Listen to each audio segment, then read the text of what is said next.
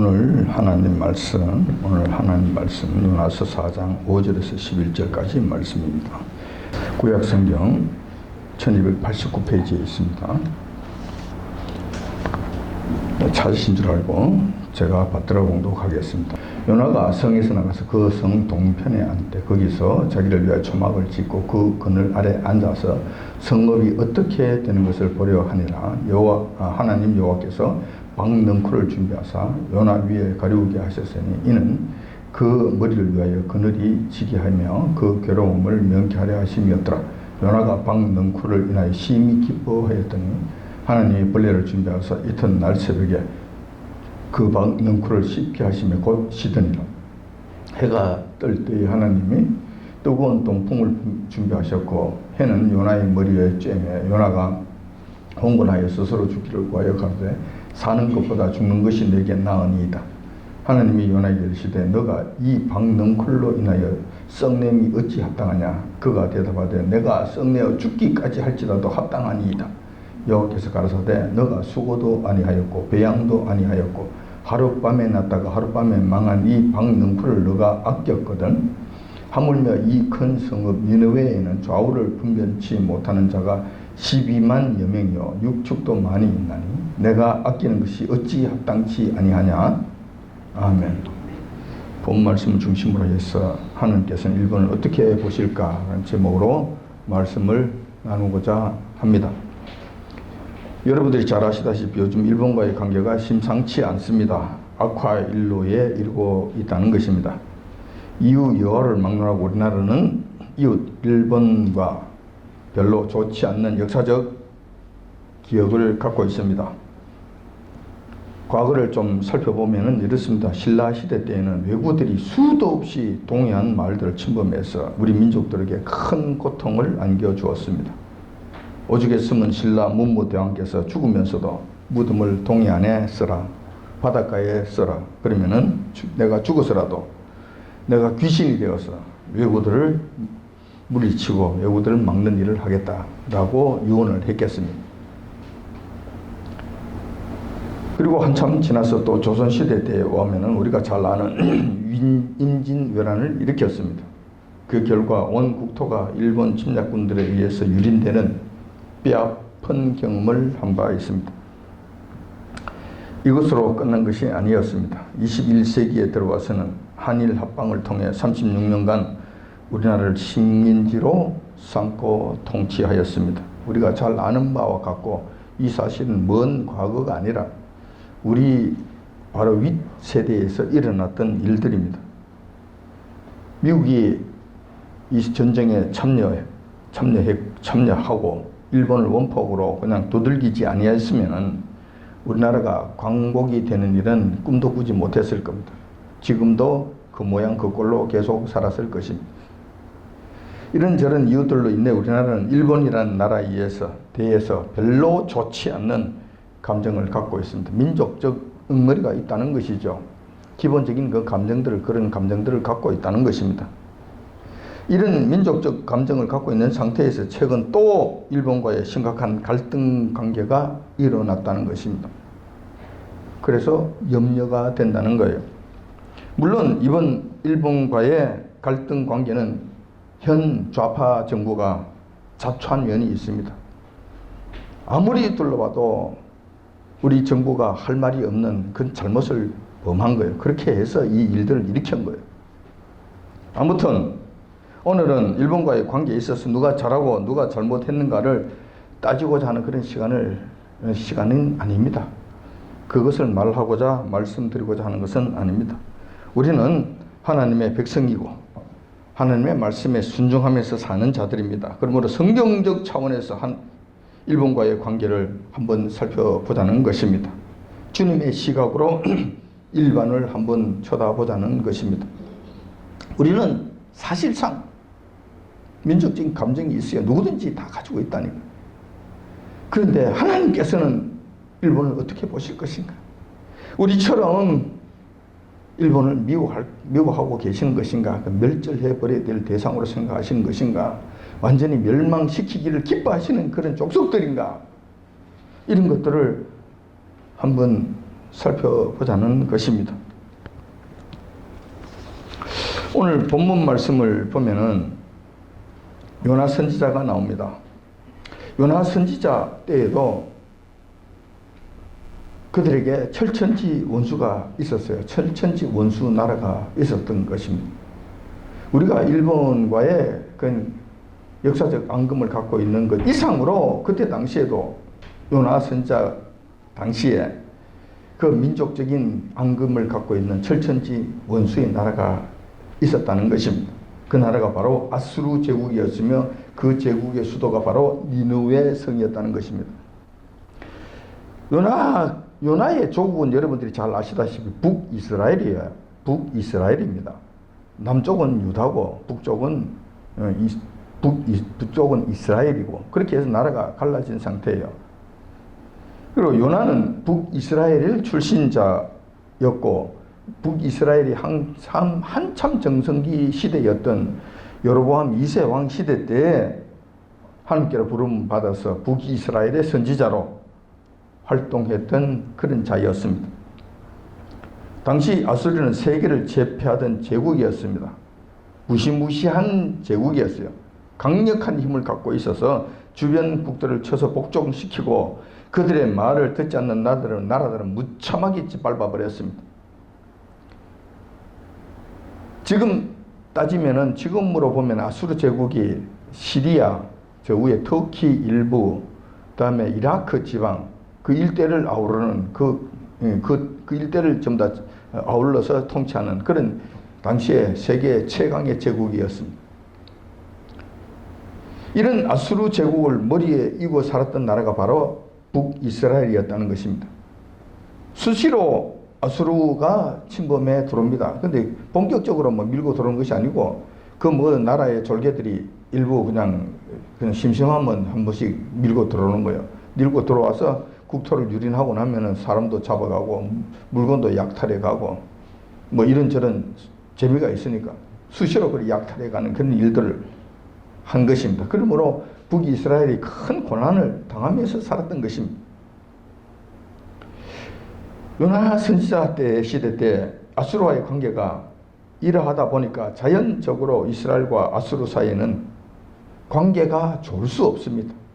항상 약자로서 아수르의 침입에 당하기만 하였고 북이스라엘로서는 아수르로부터 늘 침략만 당하니까 철천지 원수처럼 느껴졌던 것은 뭐 그냥 상식적인 사실이었던 것입니다. 하나님의 사람으로서 누구보다도 나라를 사랑하였던 요나 선지자는 이 사실을 못마땅해 여긴 것이에요. 요나 선지자는 상당히 나라를 사랑했던 사람입니다. 당연히 아수르 제국을 싫어하는 것은 마찬가지였고 아니 그 정도가 지나쳐서 아예 아수르가 폭삭 망해버리기를 간절히 바랬던 그런 사람이었어요. 보통 정도가 아니었어요. 보통 정도가 아닌 거예요. 아수르라 그럴 것 같으면 아예 막 완전히 자기 목숨을 바쳐서라도 완전히 망하기를 바라는 그런 자였어요. 굉장한 애국자이기도 하였고 반 아수르 감정을 갖고 있던 선지자이기도 했던 것입니다. 이런 분위기 가운데서 하나님께서는 요나 선지자를 부르십니다. 불러서 특별한 임무를 맡기십니다. 요나 선지자에게 하나님께서는 아수르의 수도 니느웨로 가서 하나님의 심판과 회개를 전하라고 명하신 것입니다. 특별히 요나 선지자를 부르셔서 니느웨 성에 하나님의 심판을 외치게 하셨던 것은 여호와 하나님께서 니느웨 성을 멸망시키겠다는 뜻이 아니라 그들을 용서해 주시고 구원해 주시며 자비를 베풀어 주시겠다는 긍휼한 마음이 바탕에 깔려 있다는 것을 이 요나 선지자는 누구보다 잘 알았습니다. 만약에 여호와 하나님께서 그들을 심판하시고자 하셨다면 그냥 두드려 보면 끝나는 거예요. 그냥 하루아침에 그냥 엎어버리시잖아요. 뭐 아수르 제국 이 땅에서의 아수르 제국이지 여호와 하나님 앞에서의 아수르 제국은 그 뭐 성냥개비보다도 못한 거잖아요. 하루아침에 끝내버릴 수 있는 거예요.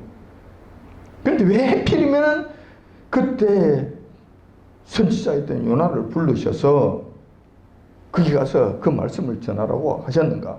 가능성이 있으니까 그들을 구원해 주시겠다는 그것이 그 바탕에 깔려 있으니까 그 일을 맡기신 거예요. 요나 선지자는 이 사실을 누구보다 잘 알고 있었습니다. 그러니 누구보다도 아수르를 미워했던 요나 선지자가 하나님의 말씀에 순종하고 싶었겠는가? 순종하고 싶지 아니하였던 것입니다. 그래서 그는 니느웨로 가라고 한 그 하나님 명령을 어기고 완전히 반대 방향인, 완전 반대쪽 끝인 다시스로 도망을 가였던 것입니다.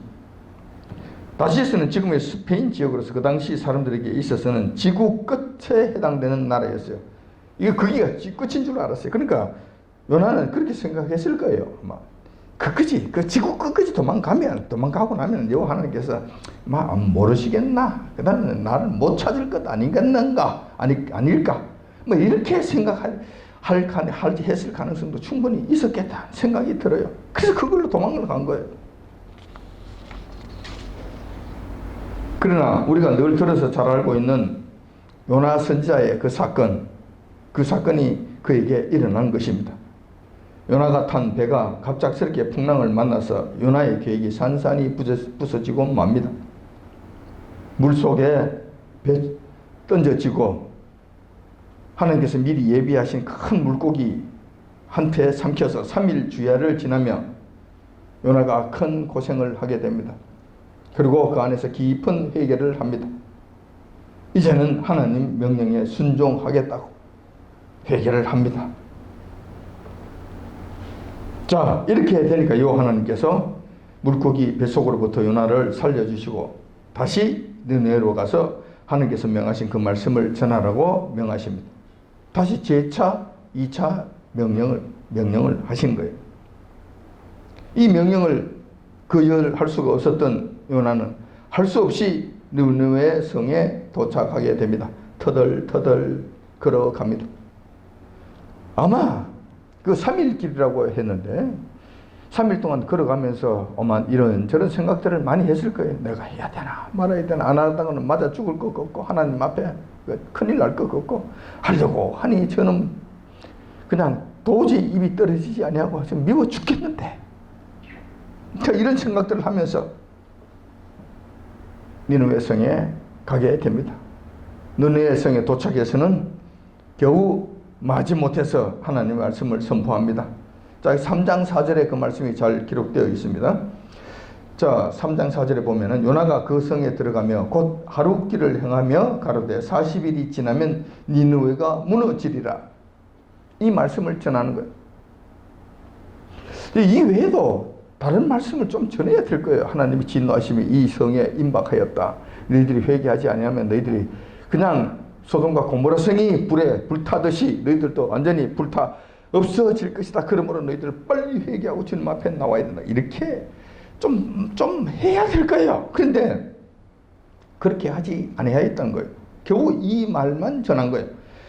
니느웨 성은 아시다시피 극히 큰 성읍입니다. 3장 3절에 이 말씀이 기록되어 있습니다. 요나가 하나님의 말씀대로 일어나서 니느웨로 가니라. 니느웨는 극히 큰 성읍이므로 3일 길이라. 무슨 이야기입니까? 그 성읍이, 니느웨라는 이 성읍이 얼마나 컸던지 그 성을 한 바퀴 돌려면 3일 길이 걸린다는 거예요. 3일 동안 가야 겨우 이 성을 한 바퀴 돌 정도로 그렇게 큰 성이었다는 거예요. 자, 그런데 그가 한 일은 무엇입니까? 며칠 동안 말씀을 전했습니까? 겨우 하루. 그러니까 3분의 1도 안 했다는 것이지. 3분의 1도 그 성에 가서 선포하지 아니한 거, 전하지 아니한 거예요. 겨우 하루. 그러니 그가 그 큰 성읍인 니느웨 성 전체를 돌아가며 성의있게 말씀을 선포하였겠는가? 아니지, 절대로 아니지. 그래 또한 요나가 하나님의 말씀을 전하는 그 분위기를 보면은 니느웨 사람들을 붙잡고 애타는 심정으로 그들을 모으고 진지하게, 안 하면 큰일 납니다. 여러분 정말 며칠 남지 않았습니다. 40일밖에 남지 않았습니다. 뭐 이렇게 하는 이런 분위기가 전혀 아니에요. 그런 분위기가 전혀 아니에요. 그저 들으면 듣고 말고 싶으면 말고 안 하고 싶으면 하지 말고 나는 너희들이 안 듣는 것이 오히려 더 좋아. 나는 하나님께서 명령하셨으니 그저 면피만 하겠다는 생각으로 몇 마디 전하겠다. 그냥 어쩔 수 없이 안 전하면 내가 요 하나님 앞에 맞아 죽을 것 같거든. 아니면 큰일 날 것 같거든. 요나 거기 뱃속에 3일 동안 고생을 했거든. 이 고생을 기억하면 아이고 이제는 다음에는 이제는 안 될 것 같거든. 그러니 어쩔 수 없이 하나님 말씀을 명령에 순종하는 것처럼 흉내는 내자. 흉내만 내자. 그가 사실상 이 사실을 보면은 하나님 앞에 3일 동안 고기 뱃속에서 그렇게 큰 고생을 하고 난 다음 죽을 고생을 하고 난 다음에도 니누의 성에서 그 말씀을 전하는 것 자체를 싫어할 정도로 안 했으면 싶을 정도로 니누에를 미워한 거예요. 니누의 성을 그렇게 미워한 거예요. 니누의 성이 망하기를 그렇게 바랐던 거예요. 사실 요나 선지자는 하나님의 구원의 메시지를 니누의 백성들이 듣지 않기를 내심 바랐을 것입니다. 왜냐하면 그들이 만에 하나 하나님 말씀을 듣고 회개한다면 큰일 나니까 자기 입장에서는 큰일 나니까 그들이 회개한다면 멸망을 피하고 구원을 받을 것이니까 하나님께서는 구원해 주실 것이 분명해 보이니까 이 말씀을 안 듣기를 바라는 거예요. 이 말씀이 그들 귀에 들어가지 않기를 바라는 거예요. 하나님께서 정한 기간은 앞으로 40일인데 이 40일 기간 동안만 잘 버티면 북이스라엘 철천지 원수여 나의 원수인 이스라엘 아수르 제국 니느웨 성이 무너질 것이라는 겁니다. 무너질 것이다. 근데 여기까지 생각이 미치게 된다면은 요나의 입장에서는 어떻게 하면 40일 동안만 좀 한번 버텨보자. 40일만. 그러면 하나님께서 그냥 갖다 퍼부어 버리실 거 아닌가. 그럼 그들이 완전히 그냥 불바다가 되어버릴 것 아닌가. 그럼 끝날 것인데 내가 뭐 때문에 내가 그들에게 하나님의 말씀을 전해가지고 그들이 하나님의 말씀을 듣고 회개하고 하나님께 용서를 받고 구원을 받는 이런 일들을 내가 해야 되나? 40일만 버티면 되는데 결정적인 찬스가 지금 40일 만에 끝날 것인데 40일만 하면 되는 것인데 여기까지 이렇게 생각되니까 그가 니느웨 성에게 하나님의 말씀을 성의있게 전하겠는가? 전할 수 있었겠는가? 전하고 싶은 마음이 있었겠는가? 그렇지 않았을 것이라는 거예요. 어쩔 수 없이 하나님의 눈이 무서워 니느웨 성에 하나님의 말씀을 전한 척 하기는 했지만은 사실은 하나님의 말씀이 그들의 귀에 들어가지 않기만을 간절히 바랬던 것입니다. 단지 하나님께는 책망을 듣지 않고 하나님께 대답할 수 있을 정도까지만 하자. 하나님께서 너 왜 안 들어서? 전했지 않습니까? 저 전했습니다. 봤지 않습니까? 뭐 이거 이 정도까지만 요것만 하자. 요것만. 이런 주의였어요. 이렇게 이럴 정도로 요나 선지자는 지독하게도 아수르 제국을 미워했던 그런 선지자였던 것입니다. 하나님의 선지자가 사람을 미워하다니, 이웃을 미워하다니. 근데 그 미워하는 일에 대해서 여호와께서 요나 너 이놈, 이 나쁜 놈, 너 이웃을 사랑하라 그랬지 그 이웃을 그렇게 미워하라 그랬나? 그것을 그렇게 철천지 원수처럼 그렇게 생각하는 것은 너 잘못한 거 아니냐? 하나님께서 그렇게 야단치지 아니하세요. 그렇게 지적하지 아니하신다고. 왜냐하면 충분히 그럴 수 있다고 여호와께서도 인정하셨기 때문에 그래요. 우리 인간의 사정들을 누구보다 잘 아셔요. 우리의 심령, 우리의 상황, 우리의 한계를 누구보다도 우리 주님께서 잘 아신다니까. 우리가 그럴 수밖에 없는 그런 상황에 이르렀다는 것을 우리 주님께서는 아시는 거예요. 그래서 그것을 이해를 하시는 거예요. 그래서 그걸 잘했다고 말씀하시는 것이 아니지만은 그런 상황이 됐을 때 우리 주님께서는 그냥 넘어가시는 거예요. 그냥 묵인해 주시는 거예요. 이것을 우리가 혹시 또 잘하는 것으로 우리가 잘하니까 그렇지 하는 식으로 또 그렇게는 하지 마세요. 이거 잘하는 것은 아니에요. 그렇지만 우리 주님께서 야단치지는 아니하실 정도로 그냥 묵인해 주시는 정도다. 자, 이 부분을 우리 여러분들이 잘 이해하시기 바랍니다. 만약에 요나가 만약에 아수르가 몇 해서 돌을 들고 가서 돌을 들고 던진다든가 그렇게 테러를 막 한다든가 게릴라전을 막 벌인다든가 이렇게 한다면 하나님께서 야단치셨을 거예요. 그리고 아수르 사람이 이쪽에 내려왔을 때, 북이스라엘 내려왔을 때 그를 잡아다가 막 죽이는 일을 한다든가 이런 일을 했을 때 하나님께서 또 그건 분명히 야단을 치셨을 것입니다. 그렇지만 이런 정도의 요나 선지자가 마음으로 저건 안 되는데 하고 미워하고 그들이 잘 되는 것을 원치 않는 이런 심령에 있어서는 하나님께서 그냥 묵인해 주신 그런 정도였다. 자, 이런 부분들을 여러분 잘 분별하시기 바랍니다. 잘 분별하시기 바랍니다. 이 잘못하면 도를 지나치면 하나님 앞에 큰 죄가 될 수가 있는 중요한 상황이니까. 자, 이 부분들은 여러분 잘 분별하셔서 도를 넘지 마시기를 당부드립니다. 자, 요나 선지자가 대충 하나님 말씀을 전했습니다. 그런 다음에 뒷동산에 올라가서 니느웨 성이 어떻게 되는지 한번 살펴보고자 한 거예요. 40일만 버티면 되잖아요. 아마 40일 동안 거기서 작정하고 버티면 쳐다보기를 한번 계획했을지 모릅니다. 40일 동안 저는 폭삭망하는 거지 한번 보고 내가 끝이 가겠다. 내가 대충 전했으니 들은 사람도 별로 없을 것 같고 이런 마음으로 올라가서 기다린 거예요.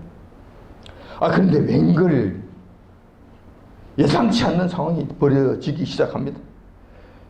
니느웨 성이 발칵 뒤집어진 거예요. 니느웨 성의 왕에서부터 말단 백성들까지 크게 회개하고 자신들의 악한 행실을 바로잡는 일이 벌어진 거예요. 금식하고 회개하고 막 굵은 베옷을 입고 그냥 무릎을 꿇고 그냥 죄 가운데 엎드려서 여호와 하나님 잘못했다고 이게 통해 자복하는 것은 말할 것도 없고 이건 기본적인 것이고 그 이후 그와 더해서 여호와 하나님 앞에 합당하지 못한 악한 일들을 싹 전부 다 청산하는 게 다 없지. 지금부터 하지 말라고. 왕이 칙서를 내리고 조서를 내리고 그냥 가장 말단에서부터 시작해서 가장 높은 사람들까지 철저하게 회개하고 자기 여호와 하나님 앞에 겸비한 모습을 보이는 거예요. 이게 웬일이냐고. 왕이 얼마나 철저하게 그것을 명령하고 그것을 지켰느냐 할 것 같으면은 사람들은 말할 것도 없고 말나기들 그냥 그 집에 기르는 가축들까지 먹지 말고 이 회개 행렬에 참여하게 하라고 명령을 내리는 거예요. 니느웨 성의 상황이 180도 변해버리게 됩니다. 그러자 요나 선지자가 크게 기뻐한 것이 아니라 생파리처럼 화를 냅니다. 얼굴이 새파랗게 질리면서 화를 내는 거예요. 왜? 이거 화를 내는 이유가 여기에 있는 거예요. 그들이 회개하는 장면을 보고 그들이 여호와 하나님 앞에 엎드려서 크게 회개하는 장면을 보고 그냥 얼굴이 새파래지면서 화를 내는 거예요. 아마 쌍욕까지 했을지도 모릅니다. 그 연망할 빌어먹을 자식들이 왜 회개를 한다고 이 난리들이야, 이 지랄들이야. 이렇게 틀림없이 그렇게 했을 것 같아요. 자, 그렇게 한 이유는 여호와 하나님께서 틀림없이 회개하고 돌아오는 니느웨 성을 용서해 줄 것이 뻔하기 때문에.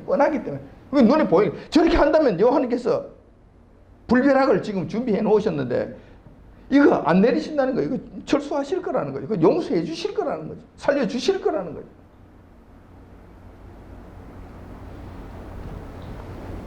자, 4장 1절에 그 말씀이 4장 1절에 그 말씀이 잘 나와 있습니다. 4장 1절에 한번 볼게요. 요나가 심히 실하고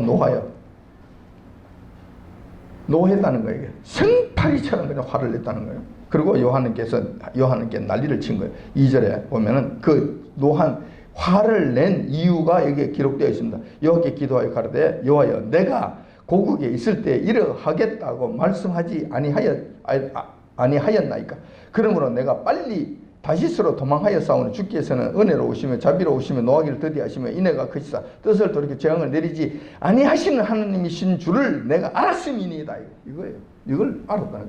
고국에 있을 때부터 하나님께서 너, 야, 니네로 가. 니네로 가서 이 말씀 좀 전해야 되겠어. 이렇게 말씀하실 때 요나가 1차적으로 거부했다는 거 하나님, 나 그거 못 하겠습니다. 근데 그건 안 하겠습니다. 왜냐면 니네는 그건 망해야 되거든요.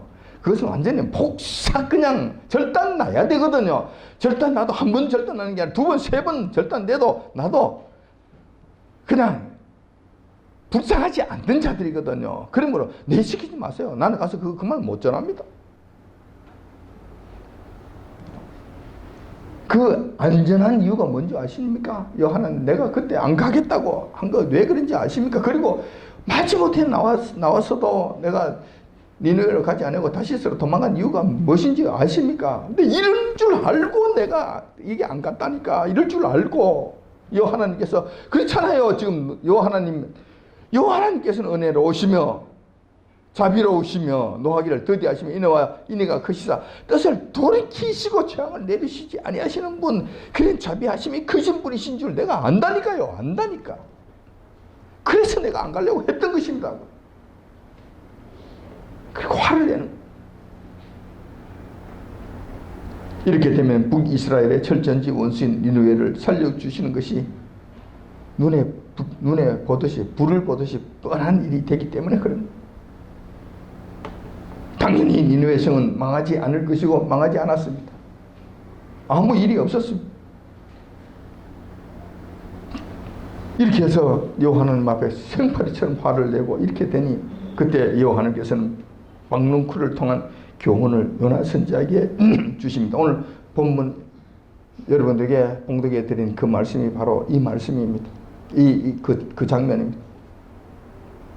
동산에 올라갔는데 그때 날씨가 더운 날씨였던 것 같아요. 그리고 뭐 선지자 그 신학자들의 이야기해야 할 것 같으면은 사실인지 아닌지는 알 수 없지만 요나가 대머리였다는 거예요. 머리 숱이 없었다는 거예요. 근데 땡빛에 그게 낮에 어떻게 되나 싶어서 동산에 올라가서 이게 있으니 햇빛을 그대로 다 두드려 맞는 거잖아요. 너무 뜨거워서 견디기가 힘든 그런 상황이잖아요. 그러니까 여호와께서 박농쿨을 하나 싹을 틔워서 하루 만에 그 박농쿨을 탁 키워 주신 거예요. 막 키워 주셔서 그걸 덮도록 해 주신 거예요. 그러니까 요나가 이제 그 니느웨 성을 이제 쳐다보고 있는 그 가운데 이 박농쿨이 이제 또 자기 위에 올라가 있으니까 이 그늘이 지금 너무 좋잖아요. 그리고 시원하고 너무 좋잖아요. 그러니까 박능쿨이 너무 이쁜 거라, 너무 귀여운 거라, 그리고 너무 사랑스러운 거라, 너무 소중한 거예요. 그래, 너무 아끼는 거예요. 아낄 수밖에 없는 거예요. 그 다음날 밤에 여호와께서는 벌레를 하나 보내셔서 박능쿨 그 싹을 뿌리에서부터 잘라버리게 하신 거예요. 이튿날 되니까 햇빛이 뜨니까 그냥 바싹 말라버린 거예요. 바싹 말리니까 또 하나님 앞에 또 고함을 질러대는 거예요. 하나님 박능쿨을 주실 때는 언제고 또 박능쿨을 완전히 죽여가지고 저로 하여금 머리가 완전히 많이 타들어가다 하는 건 또 언제입니까? 이거는 또 무슨 일입니까? 하나님 주지를 마시든가 주실 것 같으면 내 머리 좀 시원하도록 해 주시든가 할 일이지 줬다가 뺏고 이게 뭐 하는 일입니까? 하나님 앞에 막 화를 들이다내는 거예요. 그러니까 여호와께서 그렇게 말씀하시는 거예요. 그 10절에 있는 말씀, 여호와께서 가라사대 너가 수고도 아니하였고 배양도 아니하였고 하룻밤에 났다가 하룻밤에 망한 네 박능쿨을 너가 아꼈다. 그렇잖아요. 자기 머리를 덮어주니까 그 귀하게 여겼다는 거예요. 그 박능쿨 하나를 그가 귀하게 여겼다는 거예요. 그런데 너가 수고도 아니하였지만 너가 수고도 아니하여 그것을 그렇게 아꼈지만 사실은 이 큰 성읍 니느웨에는 좌우를 분별하지 못하는 자가 12만여 명이요 육축도 많이 있나니 내가 아끼는 것이 어찌 합당치 아니하냐. 그렇게 가르쳐 주시는 거야. 너는 너가 그거 심지 아니했지. 그리고 너가 키우지 아니했지. 그런데도 너가 그것을 그냥 아끼고 그 귀하다고 그러고 그렇게 애지중지했지 않나. 그렇다면은 내가 직접 키웠어. 그리고 내가 직접 심었어. 그리고 그 박능굴하고는 비교도 할 수 없는 12만 여만 명이나 되는 귀한 생명들이 있어. 이 영원토록 없어지지 않는 이 귀한 생명들이 있어. 그 생명뿐만 아니라 거기에는 수많은 가축들도 있어. 자, 너 박능굴 한 개 하고 내가 직접 관리하고 내가 직접 심고 내가 직접 키운 그 수많은 생명과 그 가축들, 그 생명들하고 비교하면 어느 것이 더 귀하겠나? 내가 이것을 귀하게 여기는 것이 마땅치 아니하겠느냐? 라고 말씀하시는 거예요. 자, 요나서에서만큼은 결론이 없습니다. 11절에서 그러고는 끝나버려요. 아무 말이 없어요. 이거 무엇을 의미합니까? 이것은 무엇을 의미합니까? 자, 이 두 가지를 의미할 수가 있어요. 요나가 더 이상 거기에 하나님께서 이렇게 말씀하시는 거기에 대해서는 도무지 더 이상 할 말이 없는 거예요. 더 이상 할 말이 없는 거예요. 그 입이 그냥 완전히 닫혀버린 거예요. 맞습니다. 하나님께서 하신 일이 옳사옵니다. 자, 이것이 첫 번째 한 가지 이유였을 거예요. 도무지 할 말이 없으니까 그 뒤에는 기록된 말씀이 없었을 것이다. 또 두 번째 그런 거예요. 그 다음에 일들은 오가는 모든 세대, 우리를 포함한 모든 세대에게 있어서 여러분들이 한번 판단해 보라는 거예요. 한번 생각해 보라는 거예요. 나머지 일들은 깊이 한번 묵상해 보라는 그런 의미가 이후에 담겨 있는 거예요. 그래서 그 뒤에 이렇게 말씀하셨을 때 우리는 거기에 대해서 무슨 반응을 보여야 될까? 어떤 생각을 가져야 될까? 무슨 소리 합니까? 뭐 그렇다 하더라도 이거는 아니지요. 뭐 이렇게 할 것인가? 그 정당해. 그 마음대로 생각하시라는 거예요. 마음대로 생각하시라는 거예요. 근데 여기서 합당한 생각들은 무엇인가? 요나였다면 무슨 말을 했을 것인가? 어떤 생각을 가졌을 것인가? 한번 생각해 보라는 거예요. 수만 가지 생각들을 할 수 있을 것입니다. 각양각색대로 각 사람들마다 각각 다른 생각들을 하고 다른 대답을 할 수 있을 것으로 보입니다.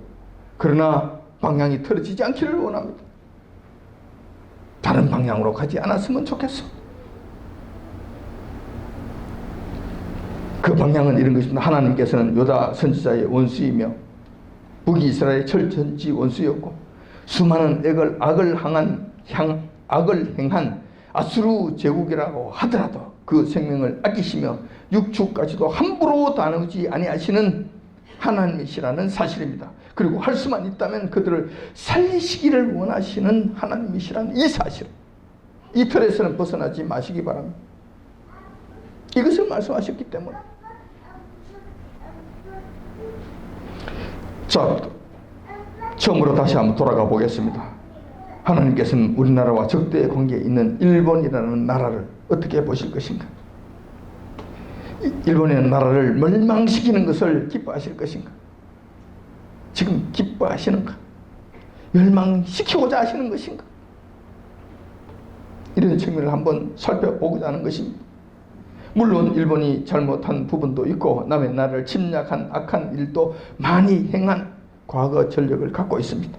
뿐만 아니라 일본이라는 나라는 아시다시피 우상으로 가득 찬 나라입니다. 여호와 하나님이 말씀이 그곳에 발붙일 곳이 없는 그런 우상의 나라인 것은 틀림없습니다. 하지만 본문 말씀이 가르치고 있는 것은 비록 일본이라 한다 하더라도 하나님께서는 그들을 미워하시만은 않으신다는 거예요. 똑같이 본문 말씀에 그냥 대입해서 제가 말씀을 드리자면 이런 거예요. 내가 하룻밤에 망한 이 박능구를 내가 아꼈거늘 하물며 이 큰 나라 일본 나라에는 좌우를 분별하지 못하는 자가 1억 3천여만 명이나 있으니 그리고 또 육축도 많이 나니 내가 그것을 아끼는 것이 어찌 합당치 아니하겠느냐. 이렇게 말씀하신다는 것입니다. 우리가 요나 선지자처럼 일본 저는 망했으면 좋겠어. 저는 그냥 물에 그냥 푹 잠겼으면 좋겠어. 여호와 하나님의 진노의 그 시간대에 멸망의 그 진노의 포도잔이 그들에게 이 세상 곳곳에 부어질 그때에 천지지변이 일어날 그때에 일본이라는 나라는 물속에 아마 태평양 속으로 깊이 가라앉아 버릴 것이다. 그렇게 했으면 좋겠어. 이 말을 누가 했냐면 제가 그런 말을 한 거예요. 내가 그렇게 여러분들에게 말씀하고 나는 그렇게 원했던 자예요. 그런 자였어요. 일본만큼은 안 된다. 저건 물속에 가라앉아야 된다. 흔적도 없이 사라져야 마땅하다고 생각했던 자이고 내가 그런 말을 했던 사람이에요. 근데 오늘 본 말씀을 통해서 보니 여호와께서는 저에게 이렇게 말씀하시는 거예요. 좌우를 분별하지 못하는 1억 3천여만 명이나 있고 그 외에도 수많은 생명들과 가축들이 있는데 내가 그 생명들을 아끼는 것이 마땅치 아니하냐 합당치 아니하냐라고 저기 묻는 거예요.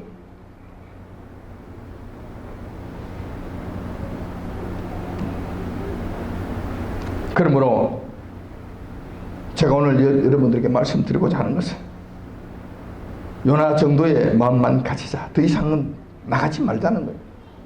어쩔 수 없이 일본이라는 나라의 과거의 역사적 감정들이 있기 때문에 그 좋지 못한 감정들을 갖고 있는 건 맞아요. 그러므로 말미암아 그들이 망하기를 바라는 이 마음을 가졌던 것까지 좋아요. 그러나 일본에게 직접 패를 한다든가 일본 직접적으로 위해를 가한다든가 이런 일들은 하는 것은 바람직하지 않다.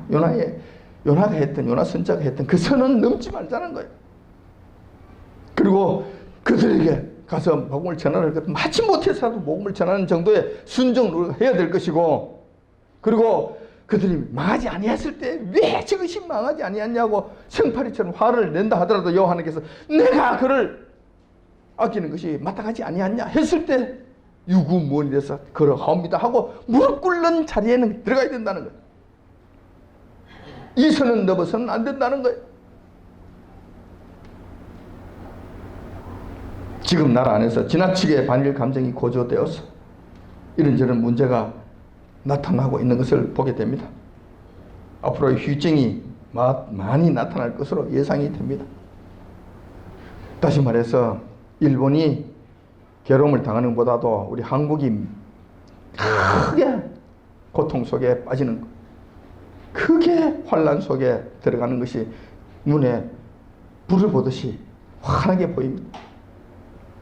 이럴 때일수록 믿음의 성도들은 하나님의 마음을 조금이라도 이해하시기를 바랍니다. 하나님께서 미워하지 아니하는 자들을 미워하거나 하나님께서 아끼시는 생명을 저주하는 그런 일은 하지 말아야 됩니다. 그리고 그 일에 적극적으로 참여하는 우를 범해서도 안 된다는 것입니다.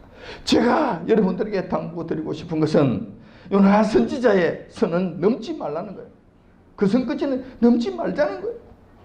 설사 그렇게 말하고 그렇게 그런 마음을 가졌다 하더라도 이제는 유구무원의 상태에서 여호와께서 하시는 일들을 바라보면서 그냥 지나가야 된다는 거예요. 그들을 위해서 축복을 빌어주지 못한다 하더라도 복을 빌어주지는 못한다 하더라도 그들에게 해를 가하는 그런 일에 적극적으로 참여하는 이런 우는 범하면 안 된다는 거예요. 하나님께서 기뻐하시는 일이 결코 아니라는 사실을 여러분들이 기억하시면서 요 하나님의 진노에 함께 참여하는 자가 되지 마시기를 야침 주님의 이름으로 축원드립니다. 기도하며 눈으로 그려지게 되고 눈으로 보여지게 되는 거예요. 지금 현재도 이런 곳이 있어요. 그래서 저는 감히 말씀을 드리는 거예요. 대도시들이다. 큰 도시들이다. 울산이 해당되는가? 글쎄 울산은 좀 위험한 것 같아요. 울산 정도 되면은 뭐 꼭 그렇다고 이야기할 수는 없겠지만 그래도 안전하지는 않다. 밀양은 어떨까? 밀양 정도는 도시라고 이야기할 수 없을 것 같아요. 그건 해당이 안 될 것 같아요. 아무튼 저는 그렇게 보여진다는 것입니다. 자, 그럼 우리는 어떻게 해야 됩니까? 우리는 하나님 명령에 따라야 됩니다. 순종하면서 살아가는 것이 가장 현명하게 살아가는 방법이기 때문에 그렇습니다. 하나님께서 이렇게 명령하셨습니다. 내 백성아 거기서 나오라라고 명령하십니다. 거기서 나오. 이게 어디냐고. 바벨론이잖아요. 큰성 바벨론이잖아요. 그 큰성 바벨론에서는 나와야 되는 거예요. 거기서 사는 삶은 안 된다는 거예요. 하나님께서는 당신의 백성들에게는 세상 돌아가는 상황들을 충분히 가르쳐 주십니다. 그래서 자녀된 우리들은 앞날에 대한 두려움이 없습니다. 어떻게 될 것인가 모르니까 두려워지는 거예요. 그런데 우리는 두려움이 없습니다. 당연히 이러한 사실들은 공개된 비밀이에요.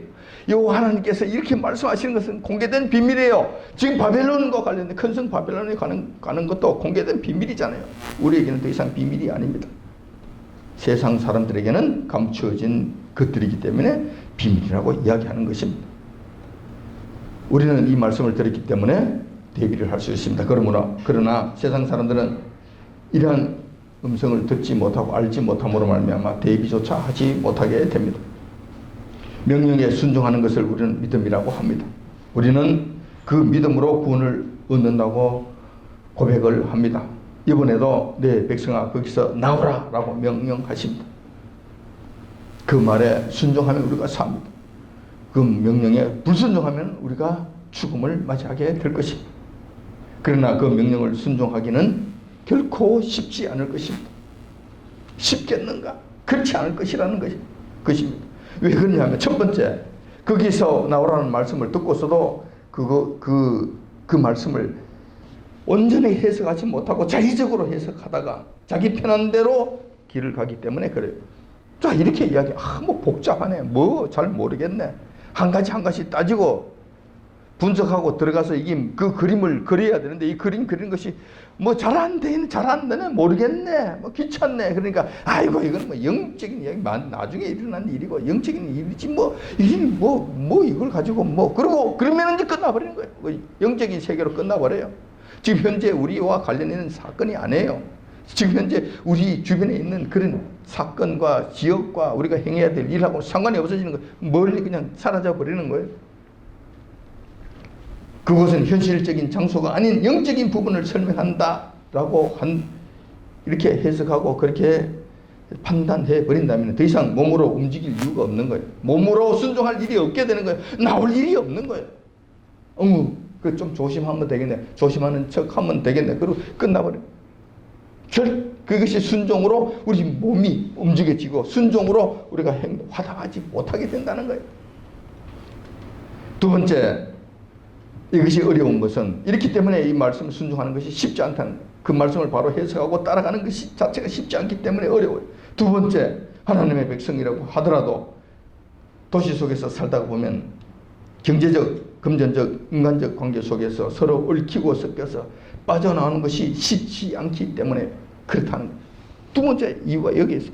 실제로 이 말씀이 그렇다는 거, 도시의 삶이 이렇다는 거, 이렇게 이다가는 참 문제가 된다는 거, 하나님 말씀이 이 말씀이라는 걸 깨달고 알았다, 칩시다 한다 하더라도 실질적으로 그곳에서 발을 빼고 나오는 것이 쉽지 않다는 거예요. 왜냐하면 지금까지 거기서 얽히며 설키며 살았잖아요.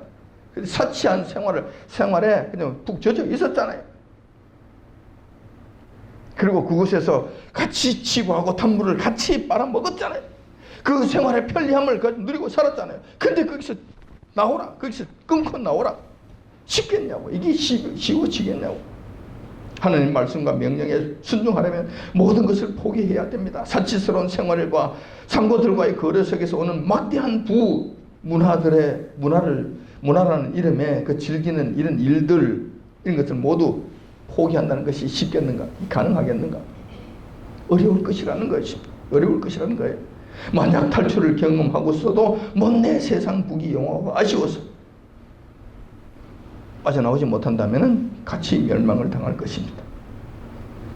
빠져나오면서도 못내 아쉬워서 뒤를 돌아본다면 롯의 아내와 같이 소돔 기둥이 될 것입니다. 이런 자들이 상당수 있을 것으로 보여집니다. 상당수 있을 것으로 보여져요. 여호와 하나님께서 그곳에서부터 나오라고 명령하신 데는 그만한 이유가 있습니다.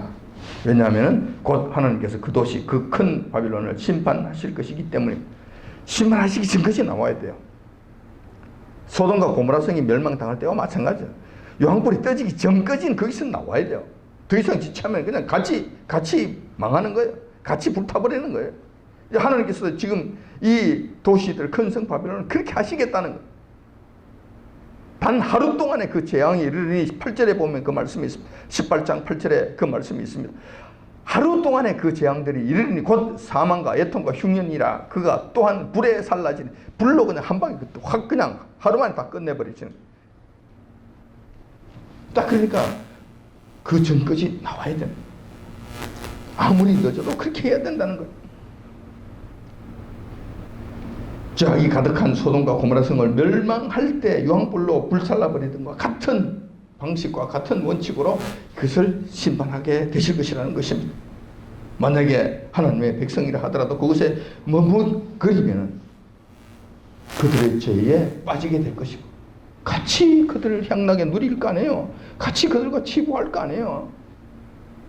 같이 그들과 그러고 저러고 살 거 아니에요. 그러니까 그들의 죄에 같이 푹 당기게 될 것이고 그 결과 하나님께서 심판하실 때 그들의 받을 재앙에 같이 참여하게 된다는 거예요.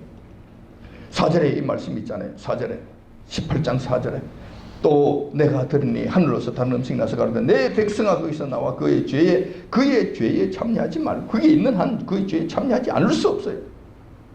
그리고 그의 받을 재앙들을 받지 말라. 그의 죄는 하늘에 사무쳤다 말씀하시는 거예요. 반드시 이렇게 심판하실 때가 온다는 것입니다. 지금 현재 우리가 해야 될 일은 무엇입니까? 본문 말씀은 지금 당장은 일어날 일은 아닙니다. 즉 그리스도 짐승이 나타나고 난 다음에 일어날 일들입니다. 따라서 지금 현재를 살아가고 있는 우리는 아직 조금의 여유는 있습니다. 지금 당장 나타날 일들은 아니라는 것이죠. 아직 시간적 여유가 있으니 나 몰라라 하면서 살아도 되겠는가? 그러면 이건 또 안 된다는 것입니다. 전혀 그렇게 하면 안 된다는 거예요. 마지막 재앙은 해산의 고통과 같이 어느 날 갑작스럽게 들이닥치기 때문에 그렇습니다. 그래서 지금부터 준비하는 것이 좋습니다. 지금부터 준비하셔야 된다는 거예요. 자, 어떤 준비를 해야 할 것인가? 저와 여러분들은 지금 서울 같은 대도시에 사는 것이 아니기 때문에 지금 당장 그곳에서 나오고 이렇게 하라는 뜻은 아니에요. 그러면은 대도시에서 사는 사람들은 청산하고 나오는 것이 좋겠죠. 그것은 맞을 것 같아요. 지금 우리는 그런 정도까지는 아니기 때문에 당장 그 대도시의 삶을 정리하고 나오라 이렇게 말씀드리고 싶지는 않습니다. 그렇지만 우리가 지금부터 준비해야 될 일들은 있다. 첫 번째, 검소한 생활을 즐겨야 한다는 것입니다. 호사스러운 생활과 사치스러운 생활은 피하는 것이 좋습니다. 명품에 정신이 뺏긴다든지 비싸고 맛있는 식도락에 중독된다든지 지나치게 편리한 첨단 생활을 추구한다든지 이런 것들은 여러분 조금 멀리하는 것이 좋습니다. 그렇다고 해서 완전히 산중에 들어가라는 이런 말은 안 해요. 여기에 중독되지 말라는 거예요. 거기에 정신이 빠지지 말라는 거예요.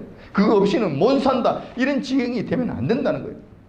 조그만 불편함도 참지 못해서 그냥 펄펄 뛴다든지 이런 것은 안 된다는 거예요. 다시 말해서 소박한 삶을 즐겨야 한다는 것입니다. 소박한 삶을 즐겨하십시오. 땀 흘리면 땀이 나면 땀 흘리는 것도 조금 한번 경험해 보세요. 걸어가야 될 일이 있을 것 같으면 좀 걸어가는 것도 한번 해 보시라고. 밥을 먹는 것이 좀 어려울 것 같으면 한번 건너뛰는 것도 한번 생각해 보시라니까. 안 되면 감자 삶아서 먹는 것으로 한 끼를 한번 떼어 보시라니까. 이런 저런 것도 하면서 아이고 내 팔자인데 이렇게 어떻게 하느냐고 다른 사람들은 어떻게 하는데 어쩌고 이렇게 하지 마시라니까. 소박하게 사시라고. 소박한 삶을 즐기시라고. 그때를 대비해서 그렇게 하시라는 거예요. 둘째, 도시 생활을 동경하는 것은 피해야 하는 것이 옳습니다. 마지막 때가 되면 도시 생활을 접고 그곳에서 나와야 합니다. 그렇게 하려면 도시에 생활 기반을 두면 안 됩니다. 그들과 얽히고 설키게 되면 빠져나오기가 힘들어요. 막상 나와야 될 때 나오지 못한다는 거예요. 그러므로 생활 기반을 거기에 두는 것은 마땅치 않다. 서서히 정리를 하시는 것이 옳다라는 거예요. 세상적 출세와 물질적 풍요를 추구하는 것도 여러분들이 잘 다스릴 줄 알아야 되는 거예요. 자, 세상에서 출세를 하려면 도시로 가야지. 물질적 풍요를 추구하려면 시골에서는 안 되지. 자, 그런데 이런 것을 여러분들 자제할 줄 알아야 되고 어느 정도 다스릴 줄 알아야 된다는 거예요. 마지막까지 하나님의 백성들의 발목을 잡는 것은 무엇인 줄 아십니까? 그 바로 돈이 여러분 발목을 잡게 된다는 거예요. 돈을 초월하지 못할 것 같으면 여러분 도시에서 나와야 되는 걸 알면서도 나오지 못하고 유황불이 떨어지는 것을 알면서도 그곳에서 유황불을 맞는 일들이 일어나지 않는다는 보장이 없다는 거예요. 그러므로 여러분 이런 부분들을 여러분들이 잘 다스릴 줄 알아야 된다. 지금부터 하시라는 거예요. 세 번째, 하나님 말씀에 늘 귀를 기울여야 합니다. 세상에 취해 살다가 보면 하나님의 음성을 듣지 못하는 경우가 생깁니다. 하나님께서 말씀하지 않으셔서 못 듣는 것이 아니라 세상 삶을 산다고 정신이 없어서 그 말씀을 들을 수 없는 상태가 되기 때문에 못 듣는 거예요. 이렇게 되면 이제 세상 사람하고 더 나을 것이 없는 지경이 되는 거예요. 결정적인 순간에 피하라는 경고의 음성을 놓치게 됩니다. 그러면 망하게 된다는 것입니다. 또한 성령님의 인도하심을 받아야 합니다. 성령님은 진리의 영이심으로 우리를 진리의 길로 인도하십니다. 지금도 마찬가지입니다. 우리가 지금 성령님의 인도하심을 받고 있다면 진리의 길에 서게 됩니다. 당연히 피해야 될 그 길에서 피하게 되고 나와야 될 그 길에서 나오게 하실 것입니다. 뿐만 아니라 지금 당장 거기서 나오는 일은 없다 하더라도 당연히 옳고 그름을 분별할 수가 있고 악한 길에 서거나 진리가 아닌 불의의 길에 다니지 아니할 것입니다. 이런 불의한 곳에서부터라도 나와야 합니다. 지금도 그 불의한 길에서 나와야 돼. 옳지 못한 것에서 서성거리면 안 되는 거예요. 진리의 영께서 우리를 인도하실 때 당연히 그 길에서 나오게 하실 것이므로 나와야 된다는 거예요. 그 길에서 서성거리지 말아야 된다는 것입니다. 왜냐하면 그들이 받을 재앙에 함께 참여할 가능성이 매우 높기 때문에 그렇다는 것입니다. 오늘 우리는 그곳에서 나오라는 하나님의 명령을 받았습니다. 이 명령은 나중의 일이라고 태만해서는 결코 안 될 것입니다. 지금부터 준비할 것은 준비해야 되고 지금부터 실천할 수 있는 것들은 실천해야 할 것입니다. 이렇게 해서 하나님의 진노의 심판에서 벗어납니다. 그 죄에 참여하지 말고 그의 받을 재앙들을 받지 아니하시는 저와 여러분들이 되어야 되시길 이 아침 주님의 이름으로 축원드립니다.